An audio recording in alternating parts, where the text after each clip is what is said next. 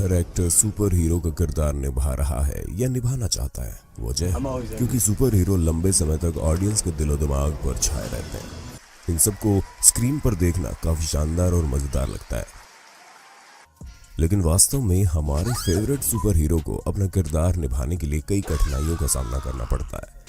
इन परेशानियों में सबसे मुख्य है उनकी वेशभूषा यानी कि कॉस्ट्यूम, जिसे लंबे समय तक उन्हें पहनना पड़ता है। एक्टर्स के लिए एक सुपर हीरो की वास्तविक छवि को स्क्रीन पर दिखाने के लिए टाइट कॉस्ट्यूम, मेकअप के कई पैड्स और फिट रहना पड़ता है। सो फ्रेंड्स, आज हम आपको उन सभी एक्टर्स के बारे में बताएंगे जिनको अपना सुपर हीरो किरदार तो पसंद है, लेकिन सुपर हीरो कॉस्ट्यूम बिल्कुल भी पसंद नहीं है। स्पाइडरमैन। सभी एक्टर्स जिन्होंने इस सुपर हीरो कैरेक्टर को निभाया है, इस बारे में घंटों तक बात कर सकते हैं कि ये सूट कितना अजीब और असुविधाजनक है। ये देखने की बात है कि स्पाइडरमैन कॉस्ट्यूम कितना कसे हुए होते हैं। ये सूट इतना असहज है कि टॉम हॉलैंड और उनसे पहले एंड्रयू गॉरफील्ड दोनों ने इस सूट के बारे में खुलकर बात की कि ये सूट बेहद टाइट और अंदर से बहुत गर्म है, और बाथरूम का उपयोग करने के लिए इन एक्टर्स को इस सूट को लगभग पूरी तरह से निकालना पड़ता है, जो विशेष रूप से काफी मुश्किल काम होता है क्योंकि सेट प्रशंसकों और फोटोग्राफर से भरा हुआ होता है और सबकी नजर उन्हीं पर टिकी होती है। इसके अलावा इस सूट को दोबारा पहनने में एक तो ज्यादा समय खराब होता है और परेशानी अलग होती है। वैरायटी के साथ 2016 के एक इंटरव्यू में टॉम हॉलैंड ने कहा था कि ये पोशाक बिल्कुल आरामदायक नहीं है। उन्होंने बताया कि वो सूट के नीचे केवल अंडरवियर पहनता है, इसलिए जब भी उसे टॉयलेट जाना होता है तो पूरी तरह से सूट को निकालना पड़ता है, जो कि इतना आसान काम नहीं है। इसके अलावा इस सूट में हाइड्रेटेड बने रहने की भी समस्या है क्योंकि मास्क में मुंह का छेद नहीं है, इसलिए लगातार टेक्स के बीच पानी पीने के लिए एक पाइप आंख के छेद में डालकर उन्हें पानी पिलाया जाता है। और तो और मास्क के नीचे अंडे के आकार का हेलमेट भी पहनना पड़ता है, जिससे देखने में बड़ी परेशानी होती है, जिसके चलते लड़ाई के सीन कई बार रिपीट करने पड़ते हैं। मिस्टिक। मार्वल कॉमिक्स में कई शानदार असामान्य लोग और क्रिएचर हैं। इन महान पात्रों में से एक है मिस्टिक, जिसकी शानदार कांटेदार नीली चमड़ी है। शुरुआत में ये रोल रेबेका रोमीन द्वारा निभाया गया। 2000 के दशक की शुरुआत में पीली आंखों वाले इस म्यूटेंट ने एक्समैन फिल्म के जरिए बड़ी स्क्रीन को हिट किया, जिसके बाद इस किरदार को अब एक्ट्रेस जेनिफर लॉरेंस द्वारा निभाया जा रहा है।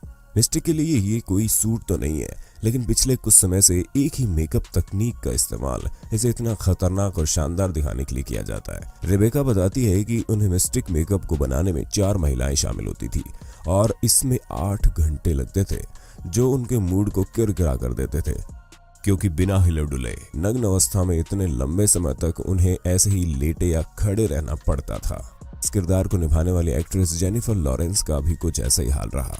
7 घंटे के मेकअप के लिए 7 प्रोफेशनल मेकअप आर्टिस्ट को लगातार काम करना पड़ता था। मिस्टिक की स्किन को बनाने के लिए शरीर के विभिन्न हिस्सों पर सिलिकॉन की परत लगाई जाती थी और फिर स्प्रे के साथ नीले पेंट के 3 कोट और अंत में बनावट के लिए अन्य 5 रंगों के कोट लगाए जाते थे। इससे जेनिफर की बॉडी में कुछ एलर्जिक रिएक्शन के परिणाम दिखाई देने लगे, जिससे उन्हें कई मुश्किलों का सामना करना पड़ा, लेकिन बाद में इसका समाधान निकाल लिया गया और जेनिफर के लिए एक पतले सूट को बनाया गया, जिसे पहनने में 3 घंटे का समय लगता था। तो दोस्तों, आप इस तरह से कितने घंटे लेट कर या खड़े होकर मेकअप करवा सकते हैं? कमेंट में जरूर बताइएगा। Iron man. आयरन मैन को रिलीज हुए 11 साल हो चुके हैं और तब से हमने आयरन मैन कॉस्ट्यूम के विभिन्न सूट और उनके कई संस्करण देखे हैं। मार्वल स्टूडियो जानता है कि हर सूट का निर्माण करना वित्तीय रूप से उनके लिए संभव नहीं होगा, क्योंकि इसमें बहुत पैसा और समय खर्च होता है। यही कारण है कि स्टूडियो ने पिछले कुछ वर्षों में विजुअल इफेक्ट और सीजीआई की तरफ रुख कर लिया, जो एक्टर के साथ साथ उनके लिए भी ठीक था। लेकिन आयरन मैन का किरदार निभाने वाले रॉबर्ट डाउनी जूनियर कहते हैं कि मैं इन सभी वर्षों में ट्रेनिंग ले रहा था और मुझे लगता था कि मैं बहुत सख्त हूँ, लेकिन पहली बार जब मैंने मार्क 1 सूट पहना तो मेरी हवा ही निकल गई। उन्होंने कहा कि मैं क्लिस्ट्रोफोबिक नहीं हूँ, यानी कि कम जगह में घुटन और असहज महसूस करने का डर, लेकिन सिर्फ कुछ घंटों में उस सूट को पहनने के बाद मुझे ऐसा लगा कि शरीर पूरी तरह से टूट गया है, आत्मा जवाब दे गई है, अब स्टंट टीम को बुलाने का समय आ गया है। Black panther. कॉमिक फैंस को ब्लैक पैंथर का हमेशा से बड़े पर्दे पर आने का इंतजार रहा, और जब ये आखिरकार हुआ तो लोगों की खुशी का ठिकाना ही नहीं रहा।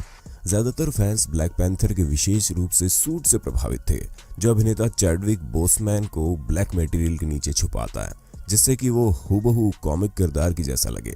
फैंस इनका सूट देखकर भले ही खुश हो गए हों, लेकिन चैडविक अपने सूट से खुद इतने खुश नहीं थे। जबकि फिल्म में हम देखते हैं कि जब बहन शूरी ने भाई के लिए अद्भुत सूट बनाती है और वो बहुत खुश होते हैं। सूट इतना टाइट था कि उसे निकालने के लिए उन्हें अपने सहायकों से मदद लेनी पड़ती थी, ताकि अपनी सांस को नियंत्रित कर सके और पैनिक अटैक से बच सके। ऊपर से उसके अंदर की गर्मी भी उन्हें परेशान कर रही थी। उन्हें सूट में बहुत खुजली भी होती थी, जिसे मोटे और टाइट सूट के ऊपर से खुजलाने पर इन्हें आराम नहीं मिलता था। अब आप खुद अंदाजा लगा लीजिए कि किंग ऑफ वाकांडा को दुनिया को बचाने के लिए कितनी समस्या का सामना करना पड़ता था। विजन। असामान्य त्वचा के रंग वाले कैरेक्टर को पर्दे पर लाना हमेशा मेकअप आर्टिस्ट के लिए एक चुनौती भरा काम रहा है, चाहे वो मिस्टिक हो या फिर विजन, क्योंकि इसमें एक्टर्स को बहुत दर्द का सामना करना पड़ता है। ये कल्पना करें कि सुबह 5 बजे उठना है और फिर कई घंटों तक एक ही पोजीशन में आपको मेकअप आर्टिस्ट के सामने बैठना है, जो कई घंटे आपके ऊपर मेकअप लगाते हैं। बस इतना ही नहीं, इसके बाद आप एक अविश्वसनीय रूप से टाइट सूट भी पहनेंगे, जो हवा को थोड़ा भी शरीर में नहीं जाने देते। भले ये सूट शरीर को बाहर से फिट दिखाता हो, लेकिन अंदर से शरीर को काफी परेशानियों का सामना करना पड़ता है, यहाँ तक कि आपको सुनने में भी परेशानी हो जाती है। विजन का किरदार निभाने वाले पॉल बेटनी ने कई वर्षों तक टॉनी स्टार्क के उन्नत कृत्रिम खुफिया प्रणाली जार्विस को आवाज दी, जिसके बाद एवेंजर्स एज ऑफ अल्ट्रॉन में बेटनी ने विजन की भूमिका निभाई। पॉल बेटनी एक प्रोफेशनल एक्टर हैं जो इस मेकअप वाली चुनौती से बार बार गुजरते हैं। ध्यान लगाने और पढ़ने से उन्हें इस मेकअप में होने वाली परेशानियों का सामना करने में काफी मदद मिली। सूट के अंदर की गर्मी को कम करने के लिए एक ऐसे सिस्टम का प्रयोग किया गया जिसमें कुछ पाइप की मदद से बर्फीला पानी सूट के अंदर छोड़ा जाता था, ताकि सूट के अंदर की गर्मी कम हो सके। बाकी एक्टर्स को शायद ज्यादा दिक्कत होती है, लेकिन पॉल इतने प्रोफेशनल हैं कि उन्हें बार बार मेकअप करवाने से और हर शूट के अंत में अपने चेहरे पर मेकअप और रबर की परतों से कुछ ही सेकंड में छुटकारा पाने में अब ज्यादा परेशानी नहीं होती और वो खुशी से अपने किरदार को जीते हैं। है ना कमाल के actor. C-3PO। British actor Anthony Daniel को स्टार वार्स सीरीज में C-3PO के रोल के लिए जाना जाता है। ये कोई आश्चर्य नहीं है, क्योंकि डेनियल ने फ्रेंचाइजी की सभी फिल्मों में शानदार अभिनय किया है। हालांकि उन्होंने कभी अपना चेहरा नहीं दिखाया। शुरू में अभिनेता जॉर्ज लुकस ने इस रोल करने से इनकार कर दिया था। इस फिल्म में इतिहास का सबसे प्रसिद्ध ड्रॉयड दिखाए गए हैं। डेनियल की शूटिंग के ठीक एक दिन पहले पूरी पोशाक तैयार की गई थी। ये प्लास्टिक कवच बिल्कुल भी आरामदायक नहीं था और इसमें अलग अलग हिस्से शामिल थे और ना ही ये तेज चलने के लिए अनुकूल था। इसके अलावा डेनियल ने रेगिस्तान की गर्म परिस्थितियों में भी अभिनय किया, जिस कारण सूट बहुत गर्म हो जाता था, जिससे बहुत परेशानी होती थी। कई बार वे इस सूट से घायल भी हो जाते थे और पट्टियां पहननी पड़ती थी। बैटमैन। गोथम शहर की सबसे लंबी रातें कई फिल्मों में दिखाई दी है, जिसमें कई वर्षों से कई अभिनेताओं ने बैटमैन की भूमिकाएं निभाई है और कॉस्ट्यूम डिजाइनर ने बैटमैन के लिए 60 के दशक में मजाकिया चड्डी से लेकर जैक स्नाइडर की फिल्मों के लिए भारी कवच तक कई अलग अलग तरह की वेशभूषा बैटमैन के कैरेक्टर के लिए बनाई, जो जितनी अजीब थे उतने ही अहम भी थे। पर अभिनेता जिसने कभी बैटमैन का किरदार निभाया है, उसे सेट पर कई समस्याओं का सामना करना पड़ा, जबकि कॉमिक्स में यह बहुत ही सरल था। डार्क नाइट में कार्टून कैरेक्टर ऐसा सूट पहने दिखाया जाता है जो बुलेट और चाकू को ब्लॉक करने के लिए काफी मजबूत होता है, लेकिन बैटमैन के लिए इतना लचीला होता है कि वो छत के ऊपर से कूदकर बैट मोबाइल चला सके। लेकिन कॉमिक्स से परे ऑन स्क्रीन पर ऐसा करना एक्टर के लिए इतना आसान नहीं था। जब टिम बर्टन ने फिल्मांकन संभाला था तो उन्होंने तय किया था कि मुख्य भूमिका माइकल कीटन द्वारा निभाई जाएगी, लेकिन यहाँ समस्या थी कि कीटन एक मीडियम बिल्ड बॉडी के एक्टर थे, इसलिए कॉस्ट्यूम डिजाइनर उनकी मदद के लिए आगे आए। उन्होंने उन्हें मजबूत कद काठी का दिखाने के लिए एक वैसा ही आर्मर कॉस्ट्यूम बनाया, जो इतना भारी और टाइट था कि एक्टर को चलने तक में परेशानी होती थी। फिल्म में उछल कूद करना तो भूल ही जाइए। कीटन इस कॉस्ट्यूम में क्लोस्ट्रोफोबिया से पीड़ित होने लगे। शायद यही कारण है कि कीटन फिल्म में इतने उदास दिखते थे। वैसे बाद में बैटमैन रिटर्न्स में इस भारी भरकम पोशाक को बदल दिया गया और अधिक लचीली सामग्री का उपयोग करके हल्का सूट तैयार किया गया था। Wonder woman. वंडर वुमन ने रिलीज होते ही बॉक्स ऑफिस पर धमाल मचा दिया था। वैसे सच तो ये है कि वंडर वुमन का किरदार निभाने वाली गल गैडोट अपने सुपर कॉस्ट्यूम से नफरत नहीं करती थी, बल्कि ये कॉस्ट्यूम तो उन्हें बड़ा पसंद था, कम से कम अभी फिलहाल जो उन्हें दी गई है। लेकिन जब उन्होंने उस कॉस्ट्यूम को पहली बार पहना था तो उनकी प्रतिक्रिया बहुत अलग थी।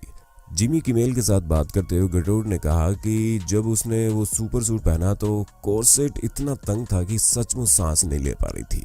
So tight and I literally could not breathe. जिसके चलते कॉस्ट्यूम डिपार्टमेंट को उसमें कुछ बदलाव करने पड़े ताकि दुश्मनों की हवा टाइट करने वाली वंडर वुमन को खुद कुछ हवा मिल सके। फ्लैश के गेटअप या बैटमैन के सूट की तुलना में वंडर वुमन के आउटफिट काफी खुले हुए थे, जिसका मतलब है कि गैडोट को ठंडे इंग्लिश विंटर में शूटिंग करते वक्त ठंड से काफी परेशानी का सामना करना पड़ा। बेशक अमेजोनियन होने के नाते गैडोट बर्फीली जलवायु से बच गई और बॉक्स ऑफिस पर आग लगा दी। The thing fantastic four series की पहली फिल्म कमर्शियली सक्सेसफुल रहने के बावजूद दर्शकों को ज्यादा पसंद नहीं आई। बावजूद इसके आलोचकों ने थिंग का किरदार निभाने वाले अभिनेता माइकल चिकलिस की एक्टिंग की बहुत तारीफ की। हालांकि वो शायद इस बात की कल्पना भी नहीं कर सकते थे कि इस रोल को निभाने में सेट पर माइकल को किन किन कठिनाइयों का सामना करना पड़ा था। इस रोल के लिए CGI का यूज नहीं किया गया। माइकल चिकलिस को थिंग बनने के लिए एक भारी भरकम ऑरेंज कोट पहनना पड़ा, जिसे कॉस्ट्यूम डिजाइनर ने मेकअप की मोटी परत लगाकर बनाया था और माइकल के चेहरे पर भी मोटा मेकअप लगाया गया, जिससे उन्हें पहचानना भी मुश्किल हो गया। जब माइकल की पत्नी पहली बार शूटिंग के लिए आई तो वो स्पष्ट रूप से बहुत परेशान थी, क्योंकि माइकल पूरी तरह से सूट के अंदर छिपे हुए थे। लेकिन परतों की संख्या एकमात्र समस्या नहीं थी। माइकल को हर समय ऑडियंस से हेट का सामना करना पड़ रहा था। इसके बावजूद माइकल ने अपने पार्ट में अभिनय करने के लिए सहमति व्यक्त की, जो कि कॉमिक्स के प्रति उनका प्रेम दिखाता है और हर किसी के पास ऐसा करने की हिम्मत नहीं होगी। गॉडजिला आजकल के विशालकाय राक्षस जो अपने रास्ते में आने वाली हर चीज नष्ट कर देते हैं, कंप्यूटर ग्राफिक्स का उपयोग करके बनाए जाते हैं। लेकिन 1954 में जब पहली गॉडजिला फिल्म रिलीज हुई तब सब कुछ अलग था। टेक्नोलॉजी इतनी एडवांस नहीं थी। शुरू में स्पेशल इफेक्ट डायरेक्टर साधारण स्टॉप मोशन एनिमेशन से राक्षस को बनाना चाहते थे, लेकिन बना नहीं पाए। इस विचार को त्यागने के बाद गॉडजिला कॉस्ट्यूम बनाएगी, जिसमें बांस की छड़ें, तार, धातु की जाली और लेटेक्स का इस्तेमाल किया गया था। इस पहले मॉडल का वजन 100 किलोग्राम था और इसे मैनुअल नियंत्रण के लिए एक छोटे यांत्रिक पार्ट को बंद करने के लिए एक ऑपरेटर की जरूरत पड़ती थी। लेकिन बाकी समय में गॉडजिला की भूमिका थी। नकाजिमा द्वारा ये किरदार निभाया गया था, जिसे उनकी ताकत और धीरज के लिए चुना गया था। कॉस्ट्यूम के पहले टेस्ट में नकाजिमा भारी लेटेक्स और इनफ्लेक्सिबल मटेरियल के कारण गिर गए। उसके बाद कॉस्ट्यूम का एक दूसरा हल्का वर्जन भी बनाया गया, लेकिन अभिनेता नकाजिमा उसे 3 मिनट से ज्यादा देर तक नहीं पहन सका, क्योंकि कॉस्ट्यूम इतना भारी था। इन सभी प्रयोगों के परिणाम से नकाजिमा का वजन लगभग 9 किलोग्राम तक कम हो गया था। लेकिन ये सभी कष्ट व्यर्थ नहीं गए। फिल्म ने एक फ्रेंचाइजी को मान्यता दी, जिसे अब तक की सबसे लंबी समय तक चलने वाली फिल्म फ्रेंचाइजी के रूप में मान्यता प्राप्त है। सो फ्रेंड्स, इन सुपर हीरोज में कौन सा कैरेक्टर आपको सबसे ज्यादा पसंद है और आपको क्या लगता है सबसे ज्यादा परेशानी किसे झेलनी पड़ी होगी? आप हमें कमेंट में जरूर बताइए। और अगर आप सुपर हीरोज के बारे में और भी ज्यादा जानना चाहते हैं तो पार्ट 2 जरूर लिख दीजिएगा।